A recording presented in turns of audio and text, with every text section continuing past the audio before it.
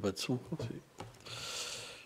Donc, nous continuons notre lecture du Srimad Bhagavatam, chant 3, chapitre 6, verset 17. Vous allez répéter après moi.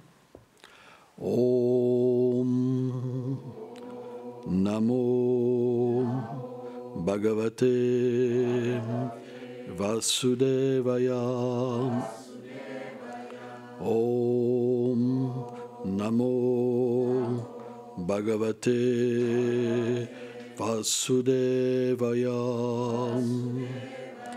Om Namo Bhagavate Vasudevaya.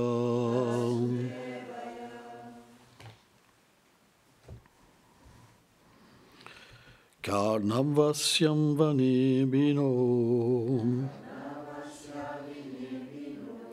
Dishnyam Swam Vivushut Diksham Shrotrim Nam Snenam Saptasyam Siddhim Yena Papadyate. Traduction. Dans la région de l'oreille formée dans le Virat-Purusha, la forme universelle du Seigneur, les déités Dik prirent leur demeure, accompagnés de leur pouvoir de l'écoute, avec lequel l'être vivant écoute le son.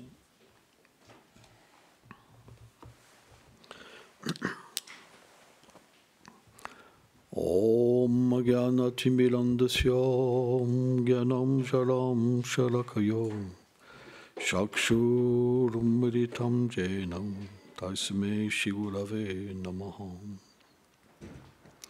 Vandeyam Shiguru Shiyuktapalakam Shigurum Vaishnavam Sham Shirupam Saglajatam Saganam Natam Vitam Tapsam Jivam Sadvetam Savadutam Parijanam Krishna Chaitanya Devam Shilada Krishnam Padasahaganam Lalita Shivishakam Vitam Sham.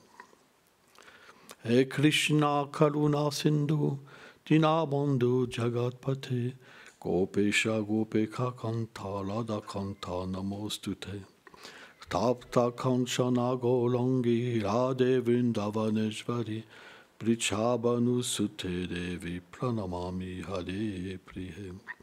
Jaya Shri Krishna Chaitanya Prabhu Nityananda Shri Advaita Gadadara Shivasadi Gaura Bhaktavinda. Hare Krishna, Krishna Krishna, Hare Hare, Hare Rama, Rama Rama, Hare Hare.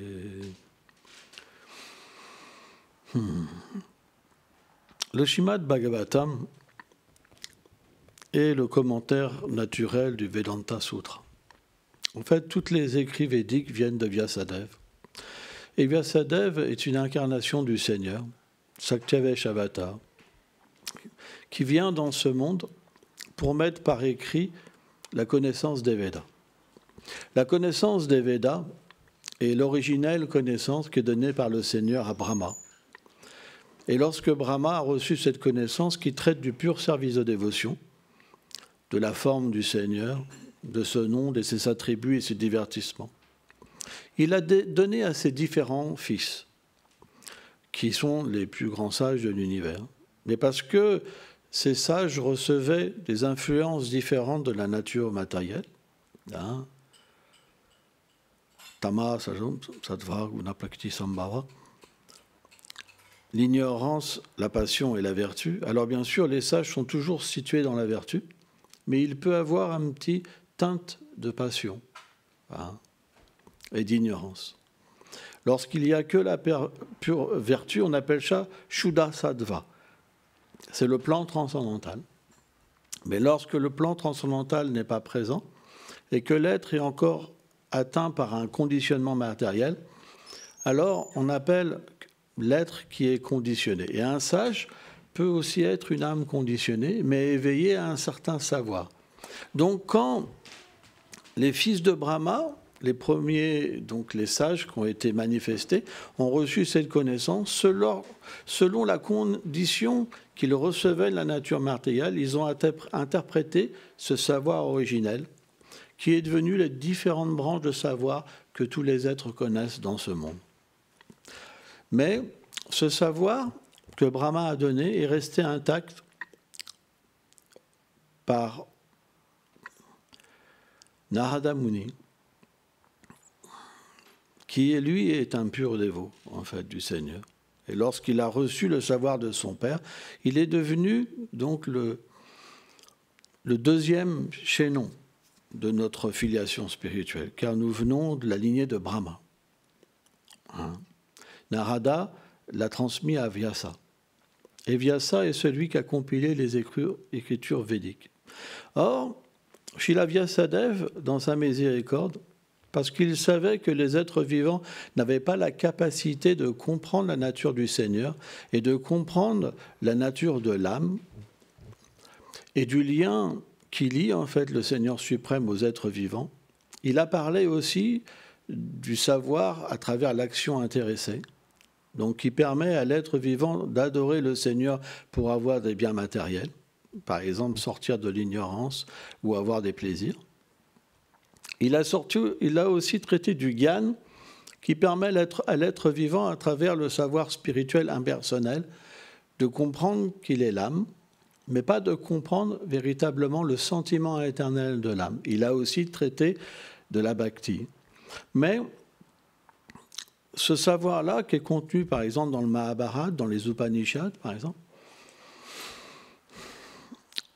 si on n'a pas un maître spirituel réalisé, alors on ne peut pas le comprendre. On est naturellement, à travers notre condition, on comprend le texte. Par exemple, si on a une condition d'être attiré par l'action intéressée, due à des désirs, on va comprendre ce texte à travers l'action intéressée. Si on a plus une dévotion à travers le fait de voir juste l'énergie du Seigneur suprême, alors on va le voir à travers différentes choses. C'est pourquoi, quand Narada Muni, il a rencontré Vyasadeva, qu'est-ce qu'il lui a dit? Il a dit, es-tu content d'avoir égaré les gens? Pourtant, c'est Vyasadeva. Il comprend tout du passé, du présent, du futur, et parce qu'il est l'instrument du Seigneur, il est omniscient. Il avait fait ça par compassion. Mais Narada Muni l'a repris quand même. Parce que le Vedanta Sutra, si on ne connaît pas la science de Bhagavan, on le voit comme traitant le Brahman. Et donc il a dit, maintenant, narre les gloires du Seigneur suprême, en tant que la personne suprême. Et le Srimad Bhagavatam est donc l'incarnation personnelle du Seigneur suprême. Et parce qu'il a été écrit après le Vedanta Sutra, sous les recommandations de Narada Muni, il est accepté par toutes les lignées authentiques, ce qu'on appelle le Bhagavad Purana, Srimad Bhagavatam, c'est pour ces deux noms qui ne sont pas différents, comme le commentaire en fait des Védas, pour comprendre les Védas. C'est pour ça que dans notre filiation spirituelle, notre livre premier, c'est le Srimad Bhagavatam, parce qu'il traite de toute la science de Dieu, que ce soit la création, son aspect Brahman, Paramatma, Bhagavan. Alors, qu'est-ce que le Brahman, Paramatma, Bhagavan? Brahman, Paramatma, Bhagavan, Sabtaye. Ces trois sciences, trois aspects du Seigneur suprême, qui, selon la qualification des êtres vivants, leur sont révélés. Krishna Bhagavam Swayam. Vyasadeva, dans le 10e chant du Srimad Bhagavatam, lorsqu'il dépeint les gloires du Seigneur suprême, il établit en fait que Krishna est l'origine de toutes les incarnations du Seigneur. Il y a deux formes de Krishna. le Krishna Narayan et le Krishna originel. Bon, je ne vais pas tout expliquer, mais en tant que Bhagavan, il est l'origine de toute chose. Dans la Bhagavad Gita, il me dit « Ham savasya prabhava » de moi, tout émane. Les mondes matériels, les mondes spirituels. Ça veut dire aussi tous les êtres vivants, toute la diversité, toutes les qualités. Et lorsque le Seigneur dit « Aham », c'est moi, ça veut dire que c'est une réalité. Et donc, à travers sa forme, il manifeste différents avatars, dont Mahavishnu. Mahavishnu, c'est la forme du Seigneur dont émanent tous les univers. Lorsqu'il inspire, lorsqu'il expire, tous les univers, des millions d'univers, émanent de sa forme. C'est pour vous dire à quel point le Seigneur est immense. Et tous ces univers se déposent sur l'océan Karana, un immense océan, que les bouddhistes appellent le nirvana. Lorsque, par exemple, les bouddhistes se libèrent et qu'ils atteignent le nirvana, l'âme qui se contient dans le corps et qui est la conscience du corps, elle rejoint l'océan Karana. Donc, c'est expliqué que l'océan Karana est une multitude, en fait, de jiva, d'âmes, qui sont ensemble. Bon, ça, c'est un autre sujet. Mais, quand tous les univers émane en fait de cette forme gigantesque de Mahavishnu à travers les peaux de sa forme, les pores.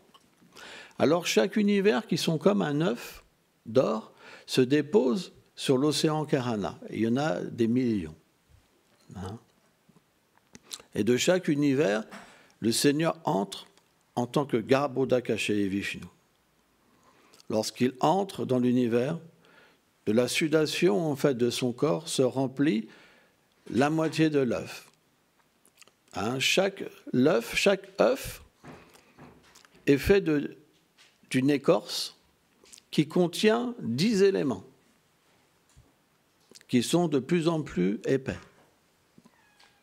Et donc l'intérieur de cette coque, il le remplit de l'océan Garbhodak. Et il s'allonge dessus sur Anantasesha.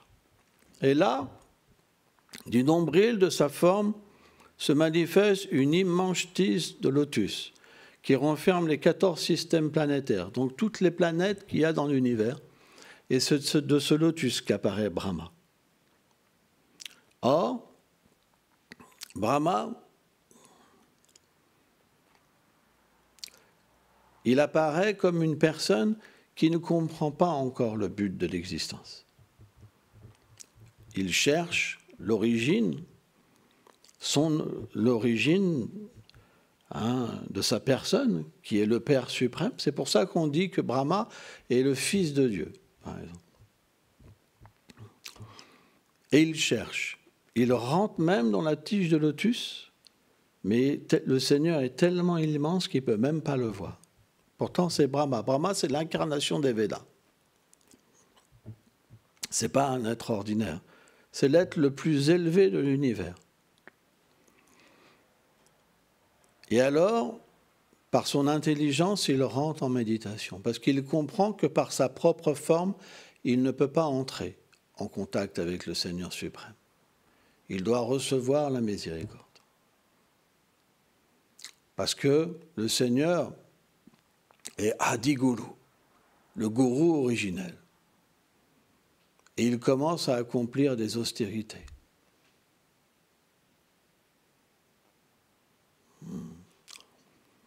1000 vies célestes d'austérité, ce qui est 1000 années célestes, pardon. Ce qui se correspond à beaucoup de temps.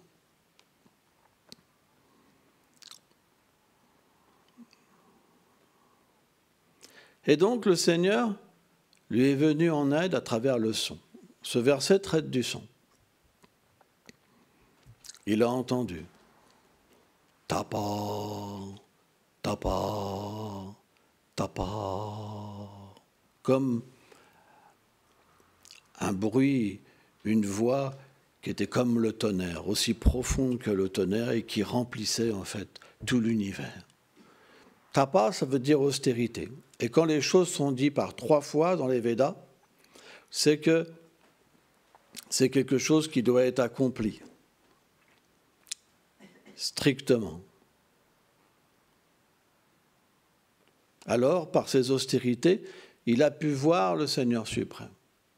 Parce qu'il avait reçu l'instruction à travers la filiation spirituelle authentique.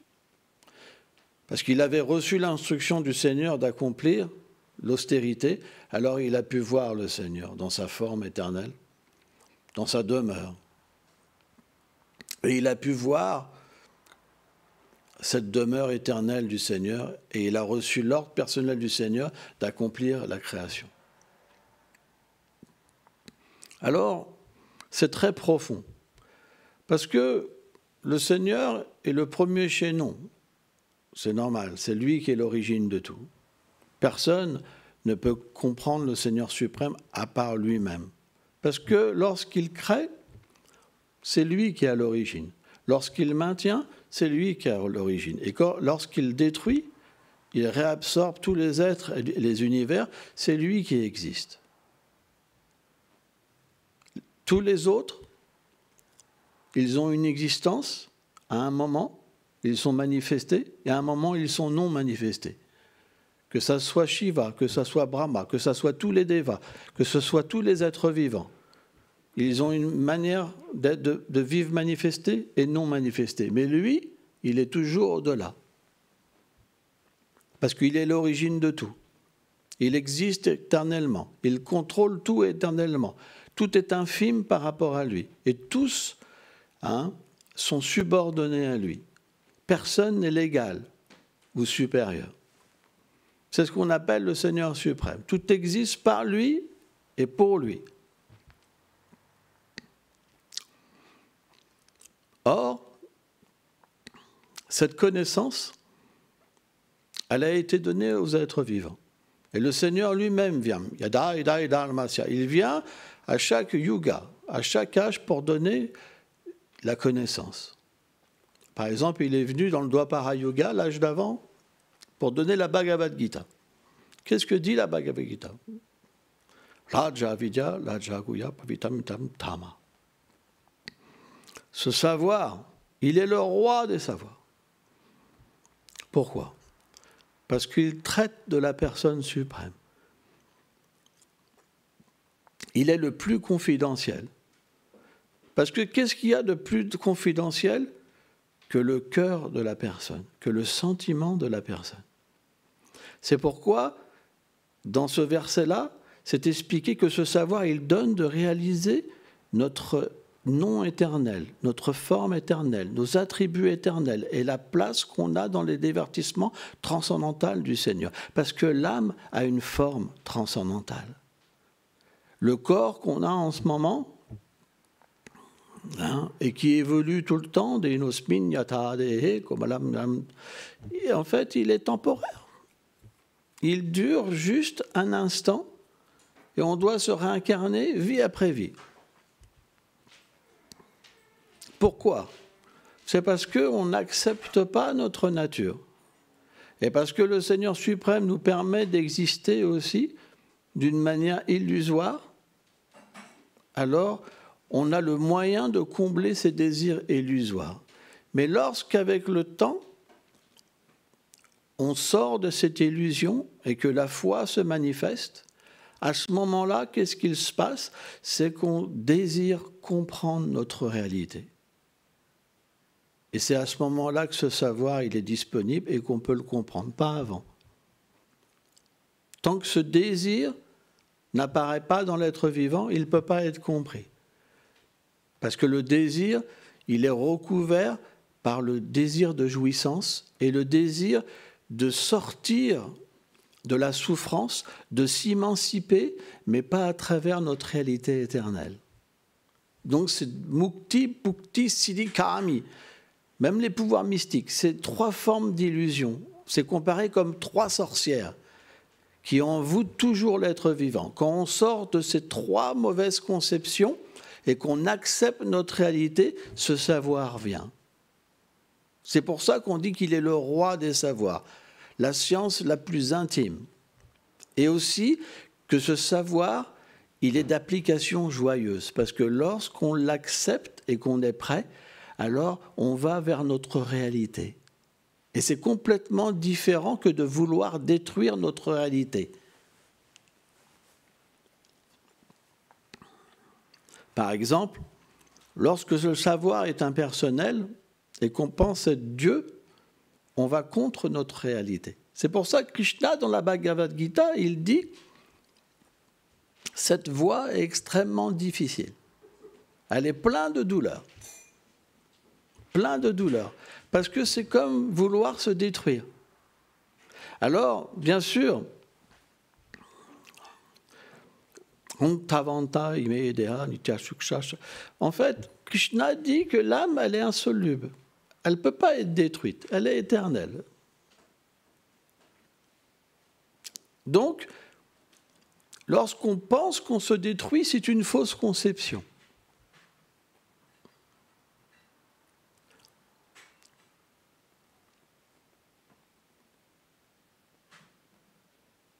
C'est simplement qu'on atteint un état passif, où l'âme ne comprend pas ses réalités. C'est comme un état Mahondatamas, Vishwanath Chakravarti Thakur dit. C'est comme un état de sommeil profond. Par la méditation, par exemple, quand le mental s'éteint, que l'intelligence s'éteint, et qu'on rentre dans un état de profond sommeil, c'est cet état-là qu'on atteint, cet état de paix. Alors bien sûr, c'est un état de félicité, mais ce n'est pas un état où on peut comprendre notre nature. Alors on va dire, mais pourquoi, si ma nature est éternelle, pourquoi j'accepte par moi-même un état immature? C'est parce qu'en fait, les acharyas expliquent que la Jiva Shakti, il y a deux formes d'être vivant. Il y a les associés du Seigneur suprême qui viennent de la Chit Shakti, de l'énergie interne du Seigneur suprême. Et il y a les âmes marginales qui viennent de la Jiva Shakti. Ces âmes marginales, elles n'ont pas encore conscience de leur forme, de leur nom, de leurs attributs. Elles sont comme un fœtus qui ne s'est pas développé. Or, lorsqu'on reçoit l'initiation spirituelle à travers une filiation spirituelle authentique, on reçoit la connaissance et l'amour de Dieu. Et c'est comme une fécondation. Et l'âme peut alors s'éveiller à sa nature. C'est pourquoi, tant qu'elle n'est pas rentrée à travers un savoir parfait, qui peut manifester son désir et cette nature, alors naturellement, lorsqu'elle médite, elle a une conception de Brahman, pas plus. C'est ce qu'explique Bhaktivinoda Thakur. C'est ce qu'expliquent les textes, en fait. Parce que le jiva, de la Jiva Shakti, sa conception de Satchit Ananda, l'éternité, la connaissance et la félicité est liée au Brahman. Donc lorsqu'on ne reçoit pas la connaissance transcendantale pure, lorsqu'on médite par nous-mêmes, alors on peut aller jusqu'au Brahman. Pas plus. Parce que c'est la position en fait du jiva. C'est pourquoi la plupart des spiritualistes qui se dirigent par eux-mêmes ont cette conception. Et c'est naturel en fait. Mais qu'est-ce que le Brahman? Krishna, il dit, dans la Bhagavad Gita, je suis la base du Brahman. Parce que qu'est-ce que le Brahman? Les Upanishads établissent que le Brahman, c'est l'effulgence de cette forme du Seigneur suprême, qui se manifeste partout. Or, cette effulgence, elle peut être atteinte par le jiva à travers cette réalisation du Brahman. C'est une première forme du Seigneur suprême. La deuxième, Paramatma, qu'est-ce que c'est? On a dit tout à l'heure, quand le Seigneur manifeste tous les univers et qu'il entre dans chaque univers, il est Garbhokasha et Vishnu. Il manifeste les 14 systèmes planétaires avec Brahma, et Brahma, il a cette fonction de sous-création. Donc toutes les entités vivantes vont être manifestées. Et la troisième forme du Purusha, de Vishnu, Kshirodakasha et Vishnu, il est l'âme suprême. Garbhokasha Vishnu, il est l'âme de l'univers. Kshirodakasha et Vishnu, il est l'âme qui entre dans chaque être vivant et qui accompagne. Ishvara Salva Bhutanam. Il accompagne chaque être vivant comme le témoin de leurs actes. Et il sanctionne. L'être vivant, il veut être libre, donc il veut agir comme il veut, donc la loi du karma existe pour ces personnes-là, parce qu'il y a des lois dans l'univers. Quand tu veux agir indépendamment, tu veux t'assumer, alors tu dois assumer tes réactions. Donc cette âme suprême, elle est le Seigneur suprême qui accompagne chaque être vivant. La différence, c'est que quand on veut revenir à lui, alors il se manifeste dans le cœur comme l'ami. Il commence à instruire l'être vivant, selon sa conscience. Le Srimad Bhagavatam établit que selon les austérités et la connaissance qu'une personne a acquises dans les vies passées, ce Seigneur suprême se révèle, pas plus. Pas plus. C'est pourquoi il existe une infinité de conceptions du Seigneur suprême. Mais, lorsqu'on est touché par le savoir, alors, et qu'on accepte qu'il est une personne et qu'on s'abandonne à lui, alors il réciproque en tant qu'une personne. Et à ce moment-là, il envoie son pur dévot. C'est comme ça que ça se passe. Parce que le pur dévot, il est son représentant. Il est celui qui a sa miséricorde. Et à travers le service d'un pur dévot, le fait de recevoir sa miséricorde, alors le pur dévot donne la connaissance sur ce Seigneur suprême. Et à ce moment-là, le désir de l'être vivant devient pur. Il devient aimant envers ce Krishna. Et à ce moment-là, le Seigneur se donne à lui comme il se donne à lui. Et à ce moment-là, l'être vivant, il réalise sa forme éternelle, son nom, ses attributs, et il entre dans la demeure du Seigneur suprême. Bhaktyamam janate. Par cette pure dévotion, il atteint ma demeure, et jamais plus il revient dans ce monde temporaire. C'est pour ça, la connaissance, c'est quelque chose de très important. Par exemple, quand vous naissez enfant, vous dépendez de la connaissance de vos parents. Si vos parents, ils n'aiment pas, je sais pas, les chiens, par exemple, ou ceci, cela, à force d'entendre « ah là là, ah là là là », ben vous êtes là « ah là là, ah là là, ah là là ». La plupart du temps, c'est comme ça. On voit par rapport à ce qu'on nous a appris. Sauf si dans une vie passée, on a déjà pratiqué cette dévotion. Alors, à l'insu même du savoir qu'on a acquis par nos parents et nos professeurs, la foi se manifeste comme quelque chose qui nous dépasse. Mais dans la plupart du temps, c'est la foi qui fait qu'on voit. C'est pourquoi la connaissance du Srimad Bhagavatam, c'est la connaissance qui peut révolutionner tous les êtres vivants, leur faire comprendre la nature éternelle. C'est tellement puissant que même tenir ce livre, lire un mot, ça permet de détruire tous les péchés, c'est expliqué, et d'obtenir une forme humaine si rarement atteinte dans une prochaine vie et commencer sa dévotion. C'est tellement puissant. Parce que cette connaissance, Krishna, elle dit, elle détruit toutes les choses impures. Rien ne peut résister. Une fois que vous l'entendez d'une bouche autorisée, elle révolutionne votre vie. Parce que personne ne parle de ça. Personne ne veut devenir ce qu'il est éternellement. Personne. Les gens veulent être l'égal de Dieu, minimum. Ils veulent être Dieu. Mais ça, c'est une illusion.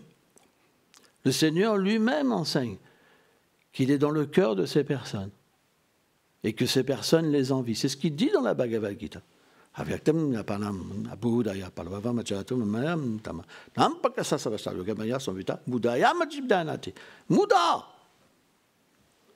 Ils ont perdu leur intelligence. Ils n'ont plus d'intelligence. Ils sont minuscules, tellement petits. mais ils croient qu'ils sont illimités. Ça, c'est l'illusion. De la même manière qu'on pense qu'on est un homme, c'est une illusion. De la même manière qu'on pense qu'on est une fille, c'est une illusion. De la même manière qu'on pense, à travers cette illusion, tout est illusoire. Au moment de la mort, où iront toutes ces choses? Donc on doit absolument recevoir une connaissance authentique, car après, on voit les choses telles qu'elles sont. C'est pas facile. C'est pas facile. Parce que lorsqu'on est dans l'ignorance, on ne peut même pas comprendre qu'on souffre, comme l'animal. Quand on est dans l'ignorance, on ne peut même pas comprendre la situation qu'on est. On n'a pas le choix, on est obligé de continuer. Mais quand la connaissance vient, alors on est obligé de faire des choix. Et c'est là que ce n'est pas évident. Parce qu'on est obligé de s'abandonner. On est obligé de prendre refuge. Parce que la connaissance fait qu'on comprend pourquoi on souffre. Et là, ce n'est pas évident. Parce qu'il y a une bataille en nous. Mais cette bataille, elle est simple pour celui qui est simple. Il suffit juste de lever les bras, de donner son cœur à Krishna, de chanter Hare Krishna dans la félicité, d'écouter sur Krishna, de manger Krishna Prasad. C'est tellement simple. Mais pour celui qui est compliqué, qui a des désirs, c'est tellement difficile. Tellement difficile. Tellement de choses viennent le tracasser. Parce que ça va contre ses plans matériels. Et pourtant, si notre attitude est bonne, on peut directement voir le Seigneur suprême, qui est sans limite, et qui se donne à nous comme l'objet d'amour. C'est tellement élevé. Et pourtant, c'est tellement simple. La chose la plus élevée, c'est la chose la plus simple. Mais il faut être simple. Si vous voulez le pouvoir, alors ça ne marchera pas. Moi, je me rappelle, quand on va en Inde, il y a plein de faux avatars. Même une fois, j'en ai vu un avec 2 faux bras. Il pensait qu'il était Vishnu, il avait 2 bras en carton. Ils n'ont même pas honte. J'ai vu ça, hein. C'est un yogi. Alors, ils ont des pouvoirs comme ça. Mais quand on est Vaishnav, ça fait pitié, en fait. C'est une illusion terrible. Et la plupart, en fait, ils ont des relations sexuelles avec les enfants et tout ça, quoi. C'est vraiment... Parce qu'il y a toujours une erreur qui peut être démasquée. C'est pas facile, quoi. Mais c'est comme ça. L'illusion, elle est disponible. Comme sortir de l'illusion, c'est possible. C'est des choix. Mais on ne peut pas. Le Seigneur n'oublie jamais qu'il est le Seigneur. C'est expliqué, hein, Maya Dakshina Prakriti, cette énergie matérielle, cette illusion, elle est sous son contrôle. Il ne peut pas être illusionné. Il ne peut pas être touché par la matière. Il est en tout et à la fois, il n'est pas en tout. Il est au-delà. Il est cette personne pour qui tout existe. Et ces univers, finalement, pourquoi ils sont manifestés? C'est pour qu'ils puissent sauver les êtres vivants. Parce qu'il y a cette miséricorde, cette compassion dans la forme du Seigneur. Et en même temps, il doit donner une pleine liberté aux êtres vivants. C'est pour ça qu'on a cette liberté. Par exemple, si on nous disait « t'es obligé de t'abandonner, t'es obligé de faire ci, faire ça », on ne va pas aimer. Il faut que ça vienne de nous. Donc naturellement, on doit avoir le moyen de se tromper. Mais on doit avoir le moyen de se rectifier. Et ça, c'est la connaissance. Quand la connaissance vient, alors on peut comprendre qu'on est mal situé, et alors on reprend un autre chemin. Et à ce moment-là, ce Seigneur suprême, il peut réciproquer avec nous. C'est comme par exemple si vous avez des enfants, s'il y en a un qui vous rejette, « Ah, dégage, j'en ai marre, moi je veux plus de parents », bah, tu peux pas rien faire. Mais ça ne veut pas dire que le père ou la mère, ils ne vont pas attendre que l'enfant va changer pour le reprendre. Et de la même manière, si l'enfant, il est doux, ils vont tout lui donner. Donc, suivant notre mentalité, on a une vision du Seigneur suprême. Soit comme le punisseur, ou soit comme l'objet d'amour. Ou sans ça, comme celui qui donne le fruit. Mais voilà, On en est tous là. C'est pour ça que le savoir, quand il est véritable, il permet de comprendre toutes les choses et aussi d'accepter tous les êtres et de comprendre que tous sont reliés avec ce Seigneur suprême, même l'athée. Qui permet d'être athée? C'est le Seigneur suprême. C'est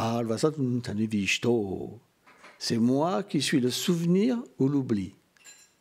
Mais pourquoi il donne l'oubli? Parce que c'est le désir de l'être. Il le désire profondément. On ne peut pas oublier cette relation. Mais pourtant, le Seigneur lui permet pour qu'il puisse avoir son expérience. L'expérience, elle est douloureuse dans ce monde. Parce qu'il y a toujours la souffrance, la maladie, la vieillesse et la mort. Donc à un moment, on retrouve l'intelligence. Et alors, on cherche comment être sauvé. Et à ce moment-là, c'est graduel. C'est quelque chose qui est graduel. Et tamam plapa adelante. Ça prend du temps. Samoam salvabutéchou, ça prend du temps. Mais le temps est une illusion. Et le moment où on réalise, après c'est fini. On n'est plus sujet à l'illusion. Et on devient une âme libérée. Bon, le